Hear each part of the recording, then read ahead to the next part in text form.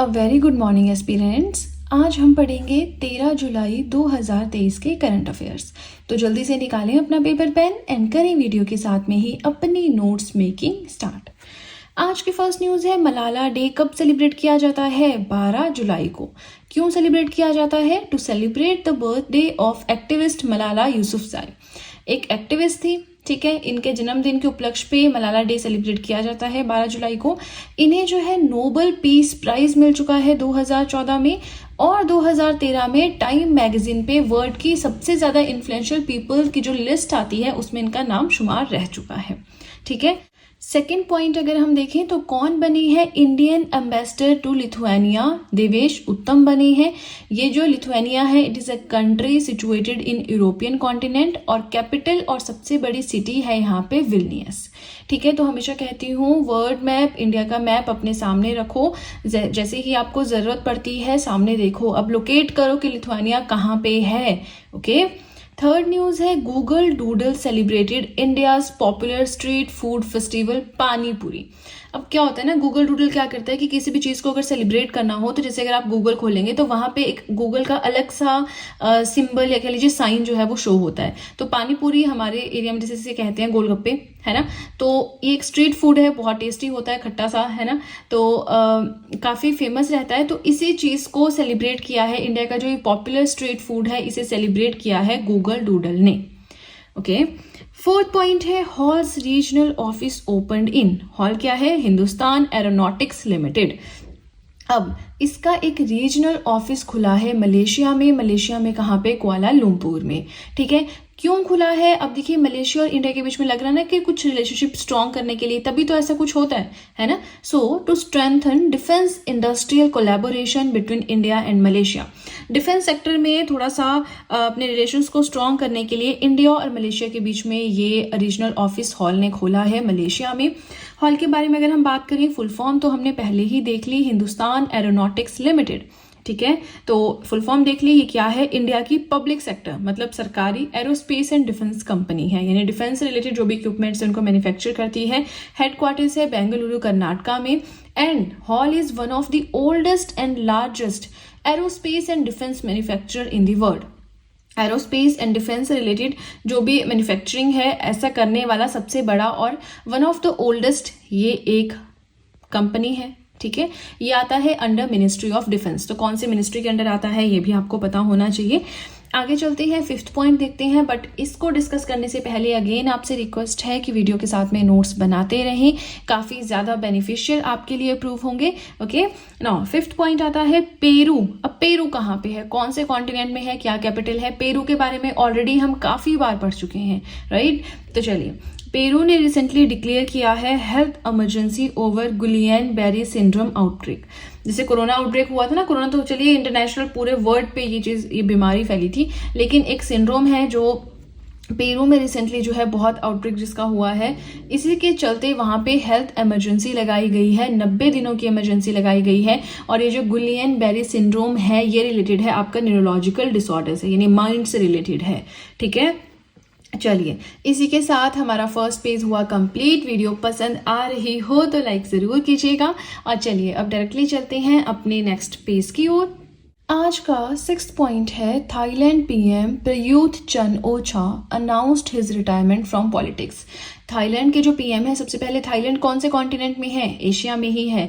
तो वहाँ के जो प्राइम मिनिस्टर हैं प्रयूत चन-ओ-चा, इन्होंने रिसेंटली अनाउंस किया है कि अब ये रिटायरमेंट ले रहे हैं पॉलिटिक्स से, लेकिन अभी इनका टेन्योर कंप्लीट नहीं हुआ है। तो जब तक इनका टेन्योर चल रहा है ये अपनी पोस्ट पर रहेंगे, बट उसके बाद आगे आने वाले इलेक्शंस में नहीं खड़े होंगे, ठीक है।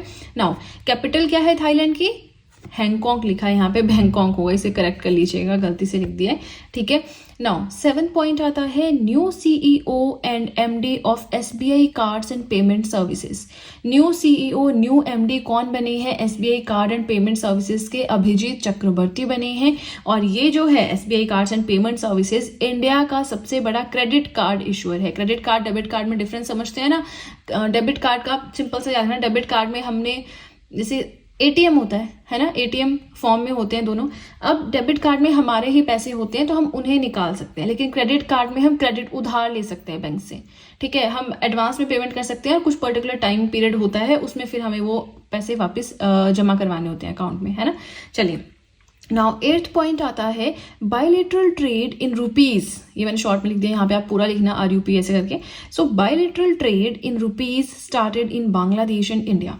बांग्लादेश और इंडिया के बीच में, देखिए बांग्लादेश तो एक टाइम पे कंट्री था ही नहीं, है ना, वो तो इंडिया का ही पार्ट था, लेकिन बाद में पाकिस्तानियों ने उसे ईस्ट पाकिस्तान बनाया।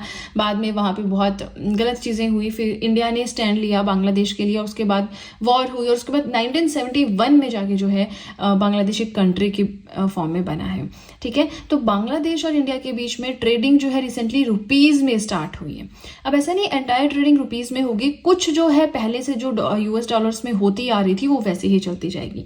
यहाँ लिखा भी है मैंने, along with normal transaction method US dollar, मतलब नॉर्मली ट्रांजेक्शन जो है वो US डॉलर में होती है, तो वो तो होगी ही, लेकिन अब रुपीज में भी एक तरह से जो है इनकी ट्रेडिंग स्टार्ट हो रही है।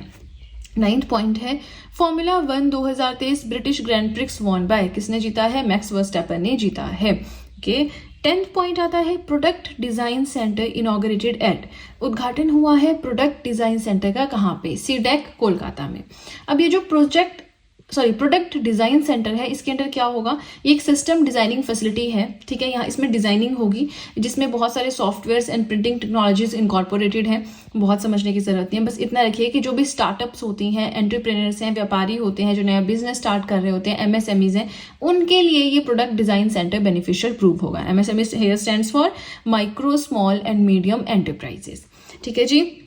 चलिए, डेली मैं सुबह 6 बजे वीडियो अपलोड करती हूँ अपने करंट अफेयर्स के अपने चैनल पे, तो आप ज़रूर वीडियो देखें, वीडियो के साथ में नोट्स बनाएं। बहुत ज़्यादा मेहनत मैं इस चीज़ के लिए करती हूँ, तो आपसे भी यही एक्सपेक्ट करती हूँ कि आप इस वीडियो को प्यार दें, ठीक है। और वीडियो पसंद आ रही हो तो फटाफट से लाइक बटन भी प्रेस करते चले।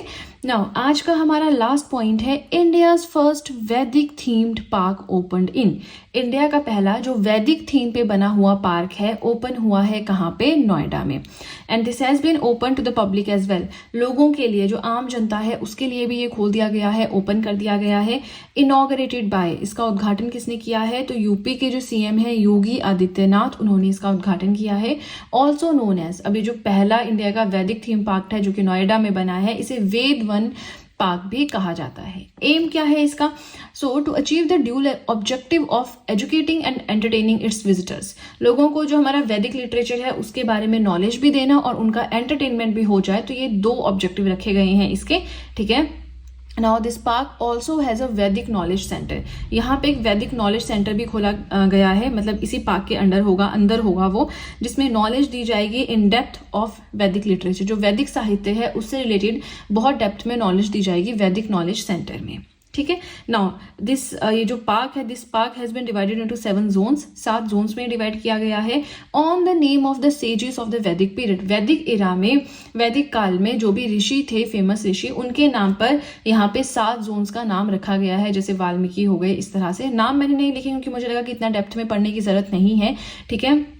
नाउ ये इंपॉर्टेंट सा मुझे लगा तो मैंने थोड़ी ज्यादा इन्फॉर्मेशन इसके बारे में लिख लिया, अदरवाइज थोड़ा पढ़ते है ना। चलिए, इसी के साथ हमारे आज के करंट अफेयर्स हुए कंप्लीट। वीडियो पसंद आए तो लाइक ज़रूर कीजिएगा, चैनल को ज़रूर सब्सक्राइब करें, बेल आइकन को प्रेस करें, सो दैट मैं जैसे कोई वीडियो अपलोड करूं सबसे पहले नोटिफिकेशन आपके पास पहुंचे।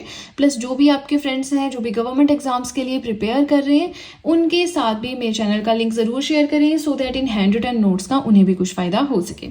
तो चलिए फ्रेंड्स, आज के लिए इतना ही, अब हम मिलेंगे नेक्स्ट वीडियो में। So that's it and see you soon.